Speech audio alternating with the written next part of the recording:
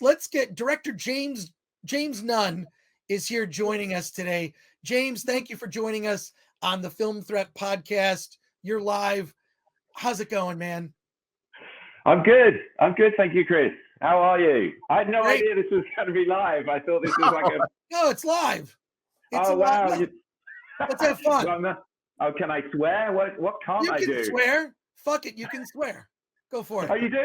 Yeah. Doing great. Well, we're just fuck it, man. We're diving in. Dive in. We're just talking about your movie. We're talking about, like, there's been a slew of new shark movies that have come out. Yours is the best of all of them because it takes itself seriously. The effects are great. It's not cheesy. We were going through. Have you heard of some of these movies? Let me just throw out the titles. Oh, I'm Chris Gore, by the way, James. I didn't know if you get to know. This is my colleague Alan Ng. Alan Ng up there. He's the editor-in-chief of FilmThreat.com. Alan, nice to meet you, Chris. Alan, nice to meet you. Yeah, Chris. So we're launching right in. But yeah, there's been this slew of shark movies, and none of them are good. Ouija Shark. Have you heard of Ouija Shark? I missed it. Okay, Ouija Shark. A bunch of people summon a ghost shark using a Ouija board. It's terrible. Jurassic Shark. There's also part 2. I kind of wish I made that one. Noah's Shark. Go on. What's the pitch on Noah's Shark? I mean, it's just ridiculous. They use like really bad green screen and like a rubber shark. It's bad. But your movie is serious. Like it's a serious situation we could see ourselves in, you know, bunch of kids on vacation. Hey, let's take these jet skis. Something goes wrong. And one by one, we start to lose people that we've grown to like over, you know, before this situation. So we've got a bunch of questions that we're highlighting in the chat. We'll get to our chat questions, but what led to the place where you sat in the director's chair to make the movie Shark Bait? What led to that moment? Yeah, sure. Well, thank you for having me on, and thanks for watching the movie. Thanks for all the kind stuff you said about it. I'm so pleased that you interpret it in that way, because that is important to me, that we come across in the tone that you have pictured. So thank you. Essentially, I was very fortunate about 5 or 6 years ago to have done some second unit work and assistant director work on the 47 Meters Down franchise for a friend of mine, Georgia, and those movies also tonally take themselves very seriously, and they did very well in the market, which was great. And then there was a situation in, I guess it was actually pre-pandemic time. So it's 2019, a producer called Andrew Pendergrass in the UK had been developing a shark script with a writer called Nick Saltrese. And I think, you know, it's difficult to make movies, obviously. And they had the smart idea of going, well, hang on a minute, this guy has done some second unit shark stuff before, and we've got a shark script, and, you know, maybe he'd be interested in doing our script. And which I was, because I thought there was something unique to it, and you know, a bit different from the other stuff in the market. And also, I wanted to have an opportunity to make my own shark movie, since I'd had so much fun doing some second unit on the other two, and that's kind of how it was born.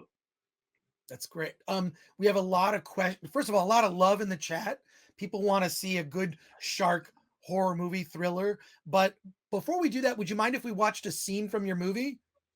Do it. Yeah. Like, I have a scene from the film, and let me share it here. It's was just sent to us. So I want people to be able to see this scene. So let's check it out right now.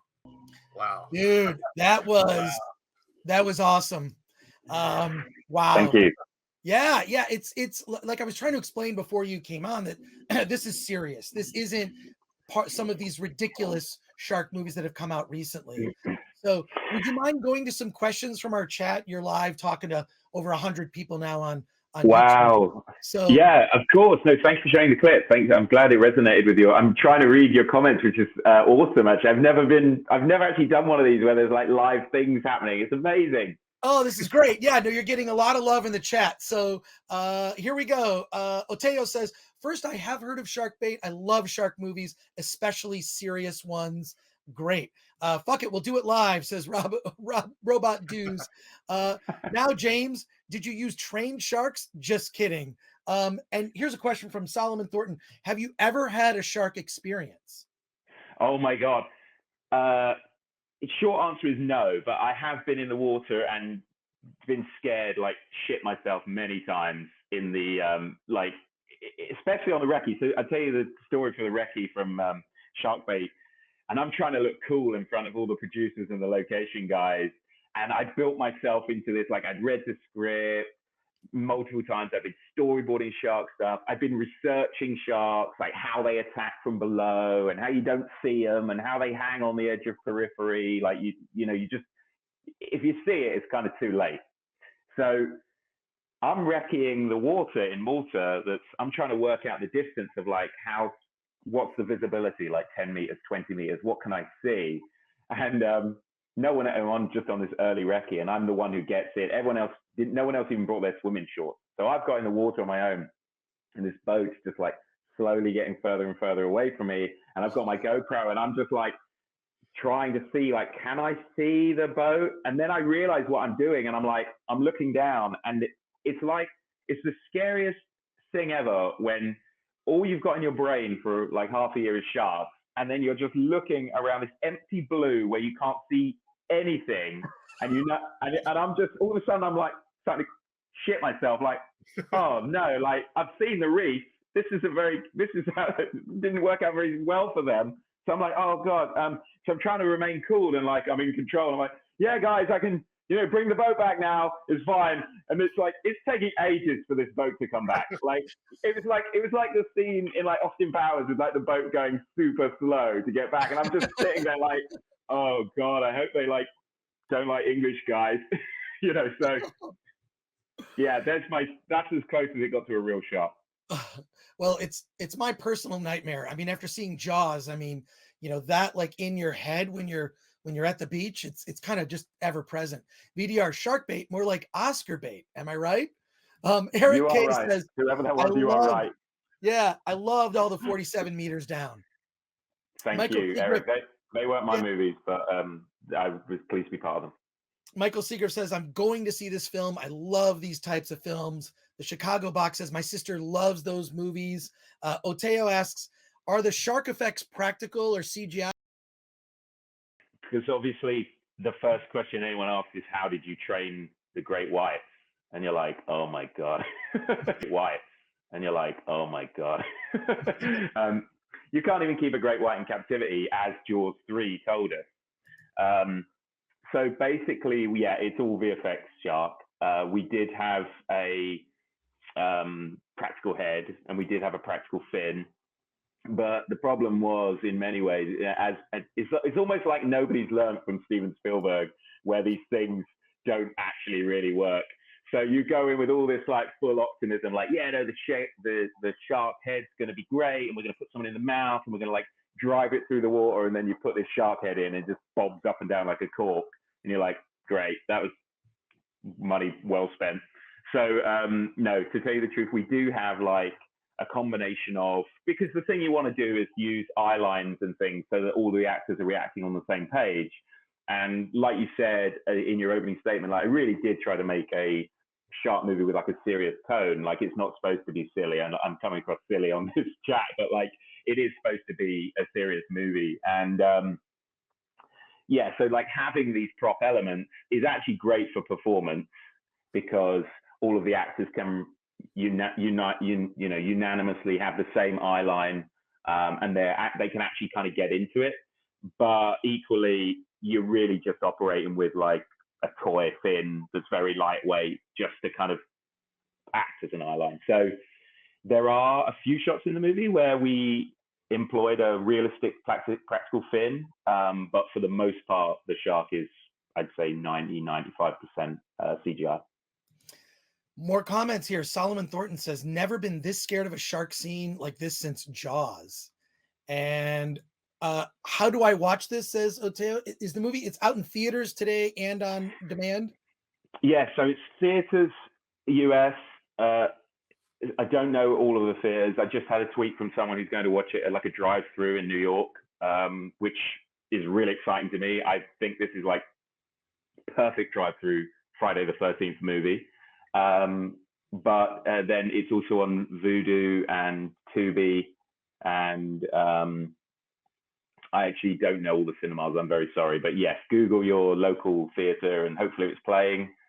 Go and see it and give it 5 stars. And if you didn't like it, then just forget me, forget everything. You didn't see it. Go and have a pizza, and yeah. There you go. Well, drive-in is probably one of the best places to see this. That would be great. Itachi Uchuha says, yeah, always the Swiss watch. Michael Seeger says, how about The Shallows? Blake Lively in a bikini for 90 minutes.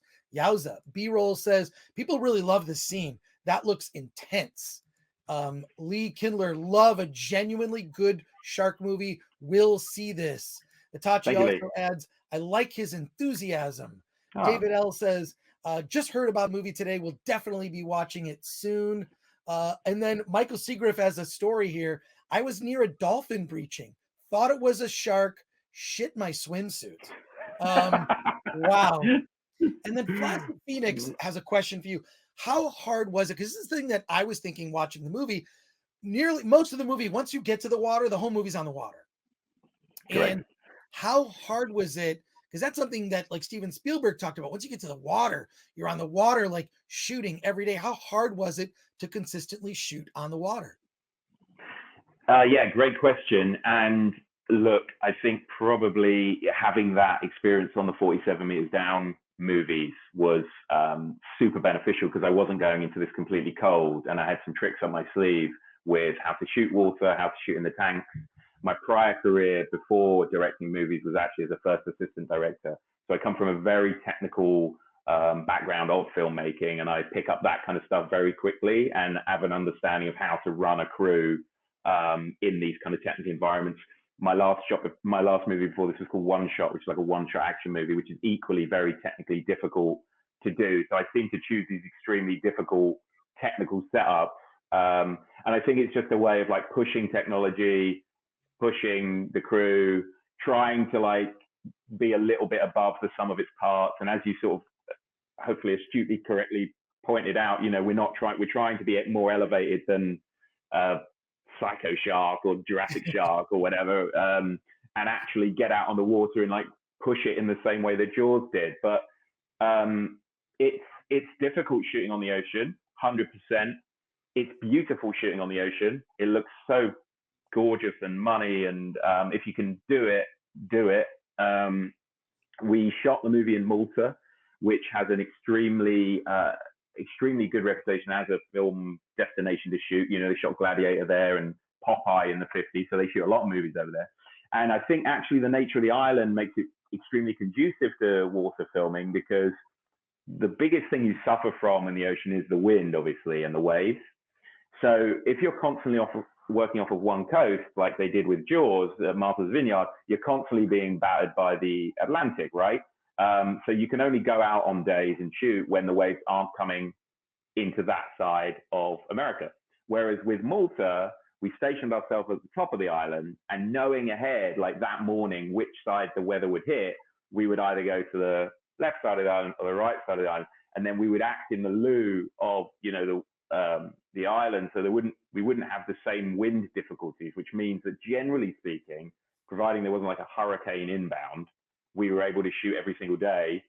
And then it became a technical question of like, we built a special rig that we designed to hold the jet ski off the back of the mothership, as we called it.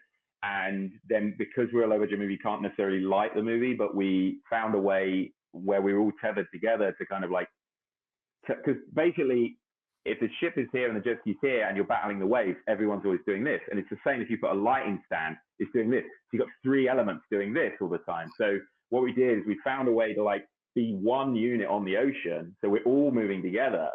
And then knew I wanted to backlight the movie. My brilliant DP, Ben Molden, was like very technical, nutcase genius, amazing guy.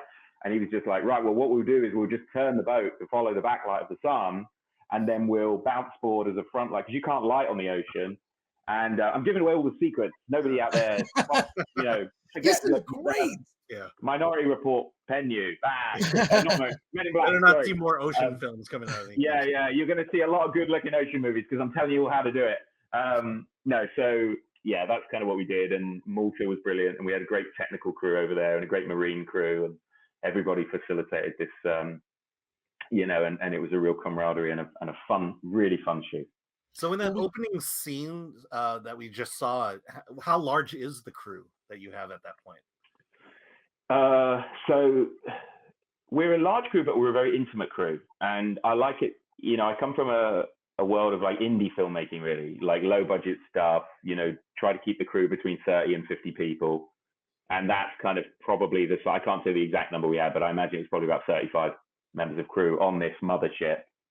And of course, we're shooting during COVID, so which was ridiculous. We were all wearing masks in the middle of the ocean, living in a bubble. If there's winds, you know, you're not catching anything, but equally, you know, you have to satisfy all the insurance and everything and be safe and whatnot. So we're all just standing there getting these like mask tan lines. And no, but it was a fun time. But yeah, there's about 35 to 50 members of crew, something like that. Yeah, it's amazing. First of all, there's a lot of aspiring filmmakers in our chat who come to watch us every week. So you giving away that secret, I never would have thought of that. You just have them on an equal plane, then the bounce up and down is gonna. I don't know. That's a great secret. So I appreciate you giving that away. Well, there's more to it than that. I won't go into what happened to the rig, but the rig we built ended up just after week one. Shooting on the ocean is exactly as Spielberg told you it would be, a nightmare. And, you know, half of the rig was just like pulled off by a speedboat. And then you've got the, you know, they painted it blue so that it would disappear under the water. But then why would they use underwater paint? Who knows? So then after week one, all the tethers have turned this rig like shiny silver. But, you know, it's just all these filmmaking secrets. But it's all problem solving and it was amazing. Other questions here. Michael Seeger says, I'll watch the shit out of this movie. And then Placid Phoenix, Austin Powers reference, this guy is great. I can do your Ace Ventura, whatever you want. Yeah, so the sequel will have lasers on the sharks. Yeah. Shelby AC, right? I think referencing the scene that we saw, which is not at the beginning, it's more about a third of the way into the movie or so. Hoo boy, that is my nightmare.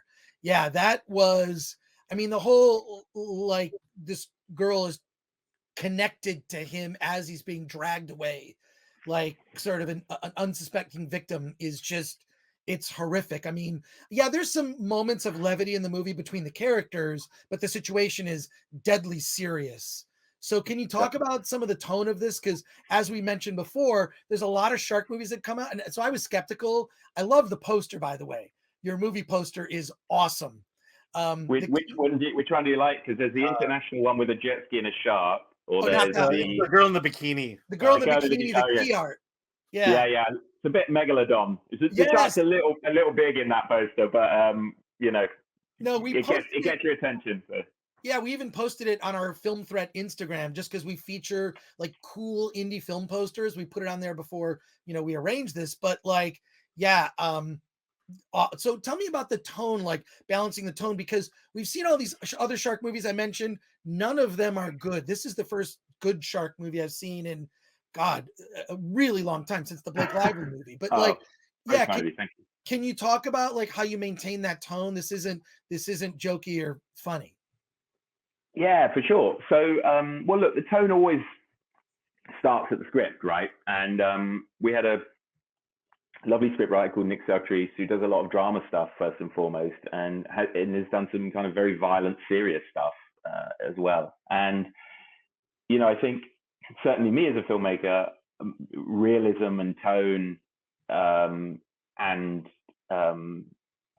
that kind of like realistic aspect is something I like to put into movies. I suppose kind of, you're not trying to compare myself to Michael Mann in any way, but like in terms of like a serious tone movie is my taste for sure. Like Silence of the Lambs would be one of my favorite. I mean, a lot of people call it a horror movie. I'd call it a thriller movie, but like that kind of movie is my kind of movie. So combined with Nick's words and my aesthetic preferred taste, we kind of went into it with this idea of realism and hopefully what we could do to be as realistic as possible with the shark and the genre. And funny enough, the watch sequence, you know, the haircut and the watch and the drag, was Nick's favorite. He was so proud of that death because he really felt like he'd never seen that death in a shark movie before. Maybe he hasn't watched enough shark movies, or maybe he hasn't seen that death before. I certainly hadn't seen that death before, and it was a fun sequence to shoot for sure.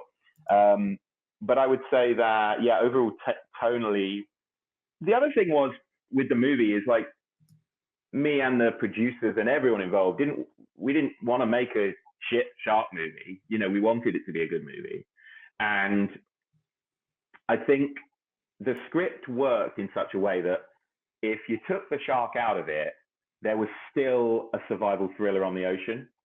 So foremost, like, if we got to the very final stages of VFX and it was like, you know what, they're not really holding up, or like we just need to change what this movie is a bit, there was always this avenue that we could still make this survival thriller with a little bit of shark presence and probably get away with it, and it wouldn't be like very schlocky.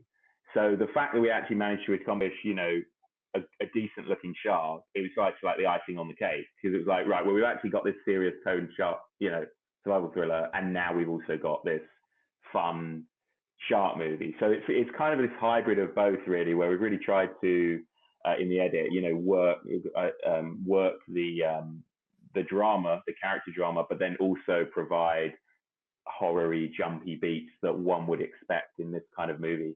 So hopefully that answers it. And I mean, it's like more than just a survival movie with the shark. It's a survival movie of you're stuck and trapped on the water and need to be, there's more going on. I know you have to leave because you have other interviews to do today, but if we could just, there's two questions in the chat that are basically the same. Want you, Sure. If you wouldn't mind addressing them. David L asks, filming on the water must be somewhat dangerous. Any close calls you can share? And Shelby AC, what were some of the challenges of working on the water? Like, can you talk about that a little bit? And then I know you gotta take off. So last question. Yeah. No worries, and it's been an absolute pleasure and privilege to be on. I'd sit on this all day. It's amazing. Please reach out and have me back. I mean, this has been so fun. So yeah, no, fortunately, touch wood, we didn't have any close calls on the water. I think as it, you know, kind of to start, it's kind of repeating myself slightly, but like coming from a first assistant director background, where you are very in charge of safety on set, and you come at everything from a very, let's work out in pre-production exactly how we're going to try and do this stuff. You know, you come very prepared on game day, as it were. And so touch wood, we were very prepared. And if it was ever kind of super dangerous, we wouldn't have done it. If there's any other anecdotes to talk about on the water, I mean, the shark's head didn't necessarily work. The fin was difficult to operate. We were shooting in the fall, so it was the sea was dropping about 2 degrees every week, and by the end of it, it was November, and the actors were very cold. And when you're cold, and then you get on a jet ski and it's windy, you're more cold. So it was a really, you know, I should throw some love to the actors on this as well, because they really rose to the challenge and took it seriously. And